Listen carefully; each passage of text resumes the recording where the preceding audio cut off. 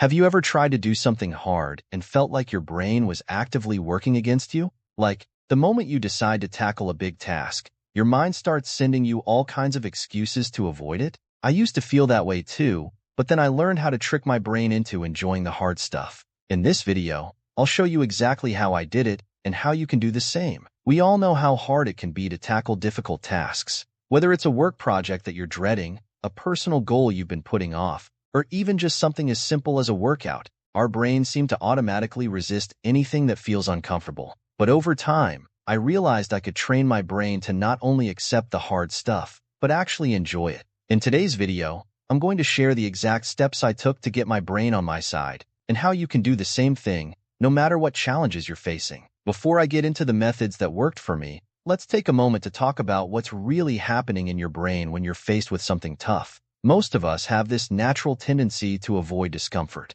It's in our biology. Our brains are wired to seek pleasure and avoid pain.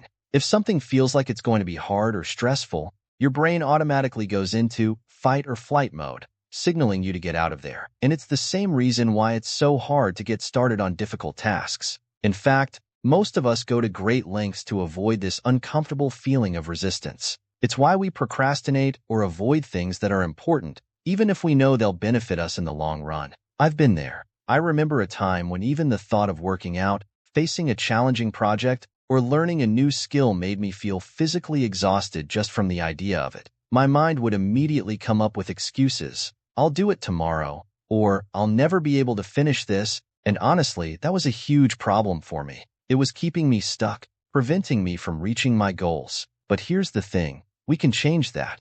You don't have to live with that inner resistance. Once I realized that I could rewire my brain and change the way I thought about challenges, everything shifted. The hard stuff no longer felt impossible. In fact, I started looking forward to it. And I'm about to show you exactly how you can do this too.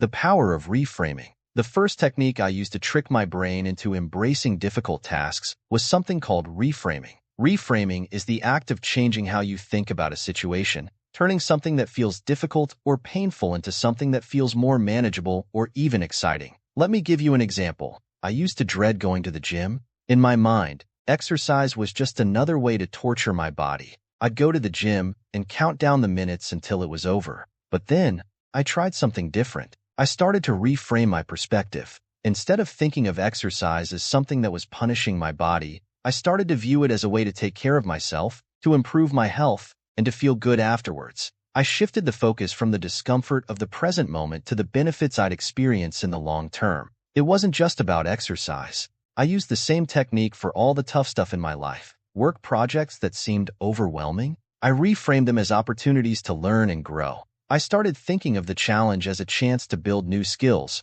rather than something that was going to drain me. It wasn't always easy at first, but with practice, I began to see the value in difficult tasks, and my brain stopped resisting them as much. The 2-minute rule: small steps, big results. But reframing alone wasn't enough. I needed something to help me break through the initial resistance. The voice in my head that always tried to convince me to put things off. That's when I discovered the 2-minute rule. Here's how it works. When you're feeling overwhelmed or hesitant about a task, commit to doing it for just 2 minutes. That's it, just 2 minutes. The idea is to make the task feel so small and manageable that it feels impossible to say no. So instead of thinking, I have to do this hour-long workout, I would tell myself, I'm just going to do this for 2 minutes, and you know what happened? Most of the time, after 2 minutes, I'd find myself going longer. Once I got started, the resistance faded, and I was able to finish the task. It was like tricking my brain into thinking it wasn't such a big deal after all.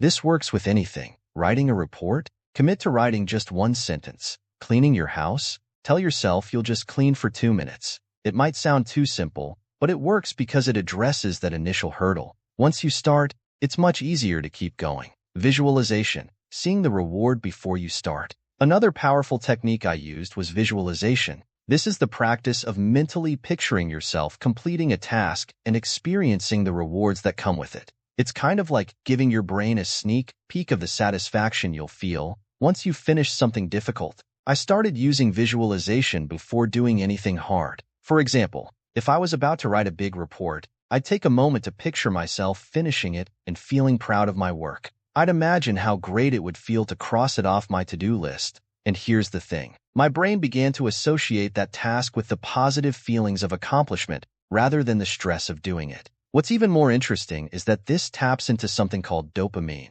Dopamine is the brain's feel-good chemical. By visualizing the reward, you're giving your brain a taste of that dopamine hit before you even do the work. This encourages your brain to start craving the experience rather than avoiding it. Visualization is also great for motivation. Every time I face something difficult, I close my eyes and imagine how good it would feel to finish. I use this technique for everything, from writing emails to preparing for presentations, and each time, I felt more motivated to dive in. Accountability. Don't let yourself off the hook. Now, all of these techniques helped, but I quickly realized that the final piece of the puzzle was accountability. Having someone or something else hold you accountable makes it much harder to back out of doing the hard stuff. This is especially useful when motivation is low and you don't feel like doing anything. When I was first starting to work on this, I'd tell a friend or family member about the tough task I was planning to tackle. I'd say something like, "I'm going to work on my project for at least 30 minutes today.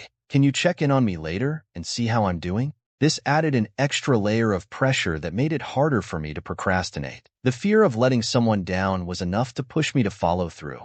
You can also use apps or other external tools for accountability. Whether it's a to-do list app that sends reminders or a fitness tracker that encourages you to hit your steps, these tools can keep you on track and motivated. The turning point, from resistance to enjoyment. After months of using these techniques, something incredible happened. It wasn't just that I was completing more difficult tasks. I was enjoying them. My brain started to associate hard work with positive feelings, and I found myself looking forward to challenges. I remember one moment that stands out. I had a huge project at work that I was dreading. It seemed like it would take weeks to finish, and the idea of getting started felt overwhelming. But instead of pushing it aside, I reframed the task, broke it down into manageable steps, and used the 2-minute rule to get going. I also visualized myself finishing the project ahead of schedule and feeling proud of my work. To my surprise, not only did I finish the project on time, but I actually felt good during the process. I wasn't stressing about it constantly.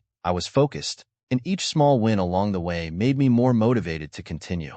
I realized that this wasn't about tricking my brain anymore. It was about retraining it. With consistent practice, I had taught my brain that hard things were actually worth doing. This was a turning point. After that experience, I no longer saw challenges as something to avoid.